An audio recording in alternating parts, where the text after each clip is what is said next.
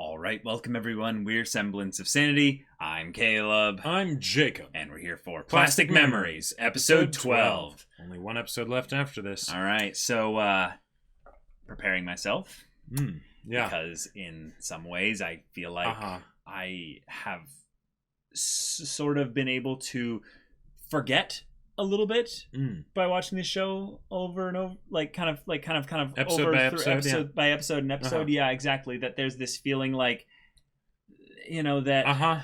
Yeah. This is probably where the baseball bat's gonna hit. Yeah. And then the follow through is gonna be the next episode. Yeah. Because they could have it all be in the last episode, but I mean they've already established the happy, fun times and whatnot, and the blushing and the hand holding. So now. Yeah. Let's disrupt that. Yeah. Oh boy. Yeah. Mm-hmm. Tsukasa, stay strong, buddy. Ira, stay strong. Stay strong. Yeah. And Jacob, Zach, let's keep making things interesting. And Michiru, you keep being you. Yep. So y'all, without further ado, let's get into this. All right, everyone, and be sure to go check out the reaction portion of the video in the description below, and then come back here for the discussion.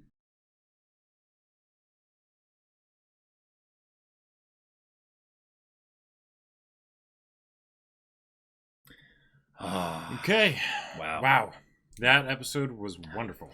Yeah, we end up getting our resolution to the question of how they spend their time. Yep. And they want it to be as close to normal as possible, right? Despite being given actually a couple opportunities that lead to them spending time, kind of doing things off on their own. Yep. But no, we're gonna spend the most of our time actually doing things as we always have, being with our kind of office family. Yeah.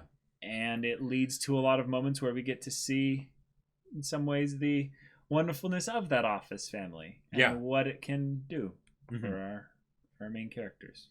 Yeah, because I feel like over the course of the show, we've seen a lot of good moments with all the side characters, most of the most part. Yeah. Some of them, are very much more like tertiary, sort of just there. Right. But this was a great way to sort of, wrap that up, because the idea of someone dying, right? It's not just the person closest to them that feels it, right? Right. The other people, they're going to be losing a friend. And, it might not be as, the emotions might not be quite as sharp as it's going to be for Tsukasa. Absolutely. But they're definitely going to be there. And them having closure is an aspect of this too. Yeah. And also for Ira, because she has to be able to know that, all right, goodbye. I liked that Kazuki approached Tsukasa and was just like, hey, I need you to sign this. Yep. Now, one of the things that's good to bring up is there's some choices with regards to when you do the retrieval process. Yeah. In this case, Sarah is getting moved over to a new body, right? I believe so. Yeah, I believe so. What do you think they're going to do for Ira? Well, I mean, when you say new body, do you mean that she's going to get a new personality, or that the body is going to be then basically sold back to the company, essentially, to then be used for someone else? Well, don't they like basically give like an extension of sorts? Right. Like it changes a lot. Right. A 30% discount on your next purchase if you, basically give us back the reusable, container. Right. Well, not just that. I'm meaning like the basically it's like a form of reincarnation. There's that option, right? Not in the sense of the personality. Well, I mean, obviously it's a different like personality or what have you, but it's more about the memories being wiped rather than it being actually a completely different. Sure, they could gifty us. Yeah, they could give the same baseline and then go from there. Wasn't that a thing though? That was kind of my thing that I've been waiting for them to lead up to, was once this happens, it's not just like the whole thing is completely purged with regards to her. It's that all the memories and all of that is done, and they basically start from baseline, and it's... Well, they address the whole idea of the reincarnation, and do you remember anything and things like that with Eru and Andy. Yeah, that was foreshadowing for the potential for what this could be. Well, but the idea that isn't something that could happen. Well, no, obviously they won't get any memories back, but it's the same... Yeah. It's the same potential personality in terms of the style of things that they like, kind of. Well, not exactly. Right. New person, but they're the same package, basically. Right. It's the same show. Yeah. Yeah. And then that could be one of the ways that they could meet again even after Ira is gone.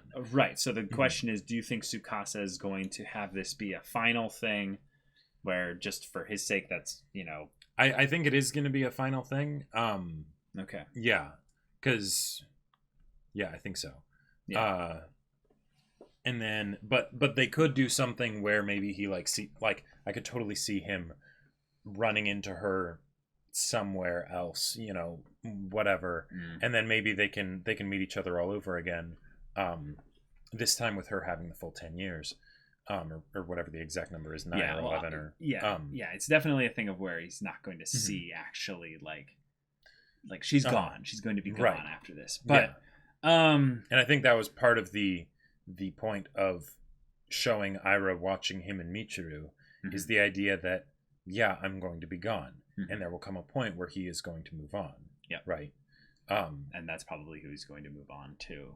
Yeah, probably to be together with. I liked in a lot of ways how every character was given their little bit of spotlight in order to give some moments to them. But my standout moments this episode were entirely when the two of them were together, alone, in their place. She's either having the nightmare about being just him being gone, and just coming to the end of her line, basically. And this is a thing that I have had personal experience with. When you're in a relationship with someone, take the whole context of dying completely out of it. When you're in a relationship with someone you really love them, it is really normal to experience anxiety regarding them just disappearing, just being gone. Because nothing is forever. Nothing is forever. And this isn't talking about breaking up or something like that. This is just the idea that there are moments where we are suddenly aware of the potential for utter loneliness. But we know that there's a person right nearby that cares about us, loves us, feels closely connected to us. And if we go and tug on them, we'll get at least some kind of feedback that they're real. Right. And I've been on the receiving and the giving end of this. And it is a very tough thing to have to experience in the moment, because one, if you're the one experiencing the anxiety, that's just really painful and scary. Yeah. Two, if you're on the other end, one of the things that's really freaky about this is that aspect of it and seeing it, where someone basically just clings to you desperately, and it's just like, please, just don't let go. Please, just hold on to me and tell me that you're there. That reminds you how important the connection you have with other human beings, other people is. Yep. And when you realize how much someone could lean on you for support, or just for that feeling of connection, this doesn't go into something that's, necessarily in kind of romantic relationships. This is just life. Sure. Yeah. So Ira, in some ways, might have wanted to kind of keep things the same, because all those connections being things that she wouldn't have had opportunities to spend time with would be a form of exacerbating that anxiety. Yes. Notice the anxiety for that happened obviously when she went to sleep and then had maybe a nightmare or something, but it wasn't a context where it was just the two of them there. Yeah. And then, you know, when they're all together, she ends up smiling and having all these moments of really good stuff, not just because they're doting on her and Tsukasa, but because they're also just there. Right. It's the idea that by going through everything as if it was normal, she can come to the end eventually without thinking about the end. Because the thinking about the end is probably the worst part. It is. Like, probably, because otherwise you can get into acceptance without even having it be as much of a struggle, maybe, because you are physically going through the motions of accepting it, even if mentally and emotionally and psychologically you haven't fully faced that, because you're not making it so that you need to face that, right? You're sort of answering the question before it's asked. Right. So, and the way they showcased how helpful that was for her with the whole party and everything was wonderful. And the moments between Ira and Tsukasa here were really good. I feel like, because a lot of the times in stories, especially in anime, there's the parts where I can see the things that the characters do that are aspects of the caricature that they are a part of. Okay. And not to say that that's a bad thing at all, right? But you know, Ira is the main female lead, right? You know, she's really cute and all that stuff, right? Kazuki is the brash, you know, like, boss, right? Yeah. So, and how much of it holds to that versus giving their own spin on it, and the balance between the two, and I felt like this, what I would hope, my ideal desire from a series like this, is that as the characters reach the end of their journey, whatever it is, whether it's the ultimate end of their journey or the end of their journey with a specific person, right, it would cause them to be introspective, and that would cause them to act in little idiosyncratic ways that is different than what they normally do, right? Okay. Because they realize deep down that there's some change happening. Yeah. And I feel like we got that here with like every character, especially Michiru. Yeah. And I really appreciate that. Yeah. Because obviously Tsukasa and Ira. Yeah. But Michiru had her moment of just bringing out. I was like, like, yeah, right. And why are you the one serving tea? Yep. Like, shouldn't you guys like just go have some time off? And I love that because on the one hand, it's absolutely the tsundere aspect of, come on, like, high energy and, you know, just go do the thing, right? And then at the same time, when she sends the message, you know, of, hey, there's a party, it's still in a very tsundere way, but it's in such a subdued way that it makes it feel like it's a lot more of her truest nature, in a sense, because there's this hesitancy about it. And, you know, she's not like, because I guess especially with the whole archetype of the tsundere, there's their nature, and then there's the mask that they put on to sort of protect themselves, kind of a thing. And I didn't detect any of that, right? Like, when she asked, why did you actually show up? I thought you guys were just going to spend the time to yourselves. That was a genuine question, even though she was the one who had the idea to have the party, you know? And that's just, it's really good. We ended up with also a really powerful situation where Tsukasa comes up to Ira and is like, Kazuki asked me to sign this. And he hasn't signed it yet. Yep, he doesn't know what to do. Yeah. So by Ira giving Tsukasa her blessing as a say, like, it's okay, please sign this. Yes. What's important here is that Ira doesn't want to cause Tsukasa pain. But there's an acknowledgement of sorts that kind of pain is unavoidable. Right. So when you're experiencing the pain, come over to me. Lean on me. Same thing that, you know, Tsukasa was asking of her. Oh, yeah. Don't pull away when this starts to get hard. Lean on me. Yep. So what I'm excited about this episode is this was an entirely propping up of some people that are hurting for the purpose of protecting their feelings. Feelings are like water. Oh. Eventually, they're going to flow out. Sure. You can't contain water just forever. And sometimes it's the smallest pinprick that, you know, lets it start, and then it breaks the dam. Breaks the dam, yeah. So in this case, this was something where I liked that they gave them enough support to be able to last all the way up until the end here. Right. And so that when the dam breaks, it's going to break for everyone. Mm-hmm. It's going to break really hard. Yep. And oh boy, a lot of it is going to be coming from places that I would say Tsukasa was thinking he would be ready for, but he's not. Yeah. We saw it when Michiru saw the look on his face there. Oh, yeah. This is a pain that he's not been willing to express.